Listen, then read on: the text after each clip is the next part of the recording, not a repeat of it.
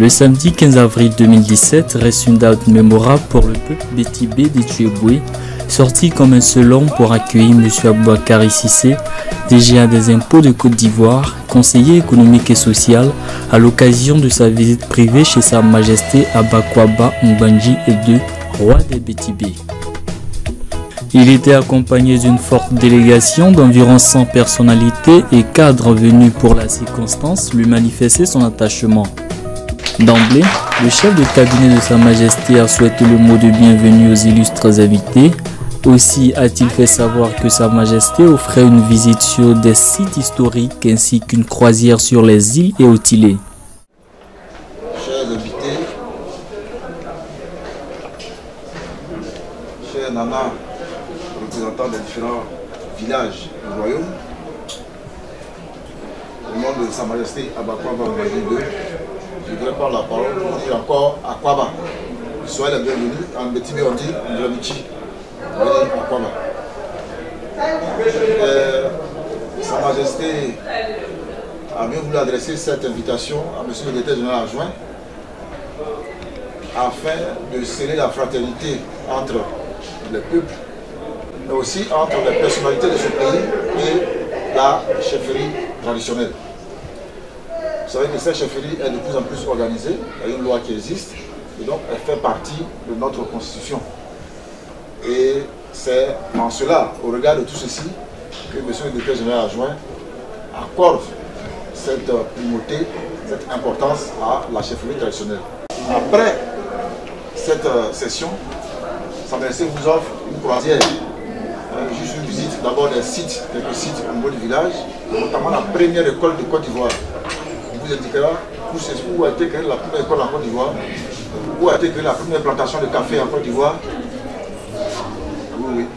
où ont été installés les premiers rails de Côte d'Ivoire, où le premier train de Côte d'Ivoire a existé. Tout c'est ici. Et ceci grâce à M. Arthur Verdier. Et donc tout à l'heure, nous allons nous rendre sur ce village-là qui est aujourd'hui. M. Aboubakary Cissé, dans son adresse, a exprimé sa joie d'être reçu par le roi, puis a exhorté l'auditoire à s'enraciner davantage dans sa culture, car pour lui, les peuples qui ont connu le progrès ont puisé leurs sources dans leurs traditions. Chef de cabinet, avec l'autorisation de Majesté, je voudrais dire quelques mots.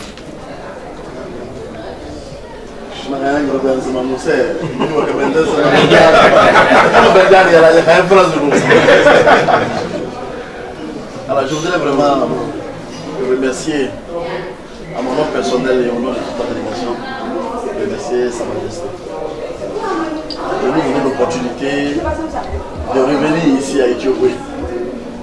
Éthiopie qui est l'une de nos terres, parce que moi-même natif de la portion de Tiapou, ce sont des contrées que nous avons visitées quand nous étions tout petits avec nos mamans. Ma dernière visite à Éthiopie remonte au jour du départ de l'abbé Opi. Quand l'abbé Opi devait partir, j'ai eu l'occasion de représenter le président du conseil général à cette fête que nous avons eu lieu, que nous avons fait à l'église. Et donc c'est la deuxième fois que je viens à Éthiopie avec toute la délégation qui m'accompagne pour d'une part saluer Majesté et rappeler à toute fin utile qu'il est constant dans l'histoire de l'humanité et des peuples que les peuples qui progressent le plus et le mieux sont les peuples qui tirent leurs ressources dans leur tradition. Aucun peuple ne peut réussir à la tradition des autres. Aucun peuple ne peut se développer avec la culture des autres. Tout peuple doit d'abord s'enraciner dans sa propre culture et puis aller maintenant à l'espace d'échange entre cultures. Malheureusement, nous souffrons de cette tare qui consiste à négliger nos cultures, à négliger nos autorités coutumières, de sorte aujourd'hui que nous sommes un peuple un peu éparpillé. La Éthiopie, voir Sa Majesté, est pour nous une source de fierté et de joie. Parce qu'il est bon de rendre à César ce qui est à César. L'accueil qui nous a été réservé, l'enthousiasme des populations nous a plus qu'émus. Nous avons rencontré au passage l'argentier qui était venu au bureau avec le chef de cabinet, dans vraiment une bonne ambiance de famille. En revenant à Etioboué, je pense aussi à ma collègue et collaboratrice, Madame Ndoa Elisabeth, directeur régional des impôts d'Abidjan Nord. Je pense au grand frère Ndoa aussi, son époux. Je viens ici et je retrouve mon neveu, le chef du village d'Abou Carrefour. Et en venant ici, je vois Kamara Bakari. Vraiment, je me retrouve en famille. Et cela ne peut que chose de joie. Et de dire encore une fois que nous sommes venus avec une quarantaine de cadres. Des cadres de divers horizons du Sud Comoé. Parce qu'il est bon aussi que la majesté puisse les connaître. Parce que ce sont ces sujets. Et quand le roi connaît ces sujets, que les sujets connaissent le roi, il est plus facile d'entretenir des relations, il est plus facile de régler certains problèmes.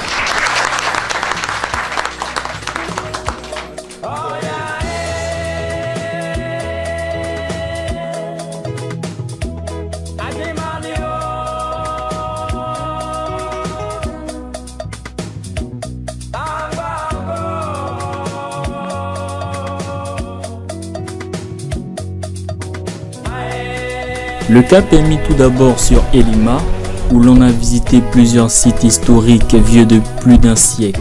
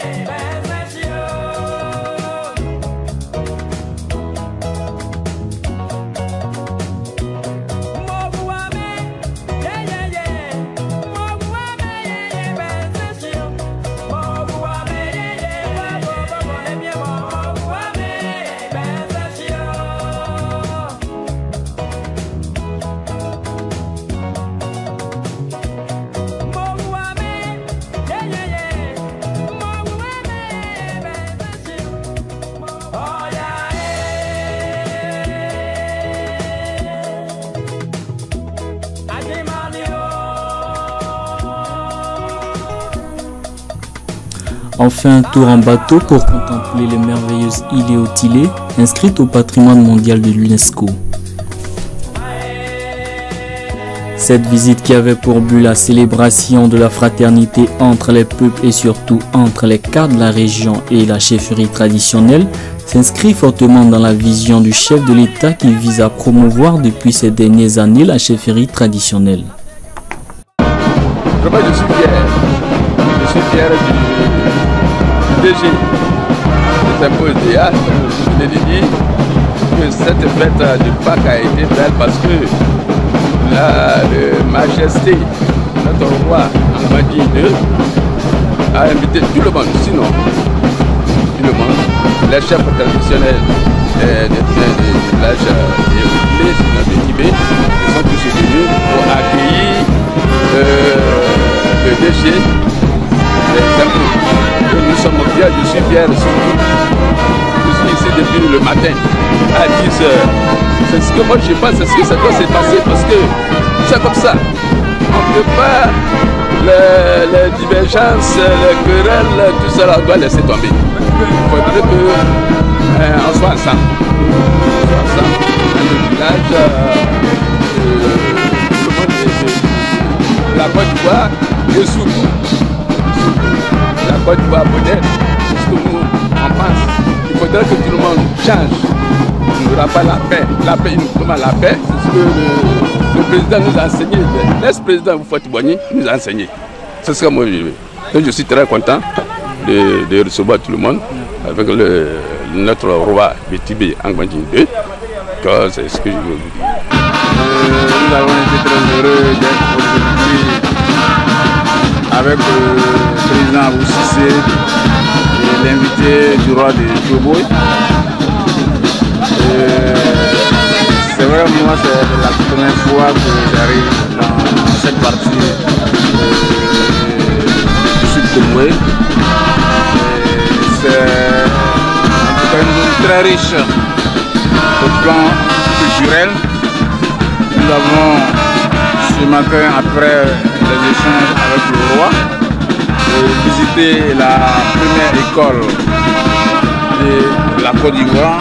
Voyez-vous que ça a été une très belle découverte. Et après les visites de ces sites coloniaux, nous avons effectué une balade lagunaire, pratiquement près d'1h30 sur l'eau. Et nous sommes allés jusqu'à l'embouchure. J'avoue que ça a été une très belle découverte, une très belle balade. Et c'est comme si nous étions en tourisme. Donc ça a été franchement un week-end très riche, très reposant et plein de découvertes. En tout cas, c'est un sentiment de joie immense que j'ai cet après-midi.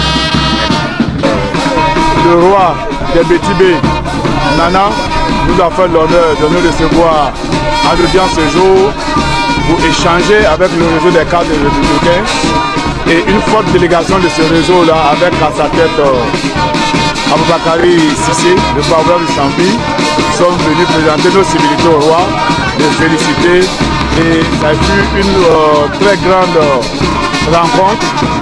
La rencontre avec le roi a été très fructueuse, il nous a prodigué des conseils et je crois que le réseau, tout comme nous l'avons dit dans notre statut, nous sommes à la disposition de nos parents, notamment à la disposition de nos chefs coutumiers qui sont même maintenant reconnus par la Constitution.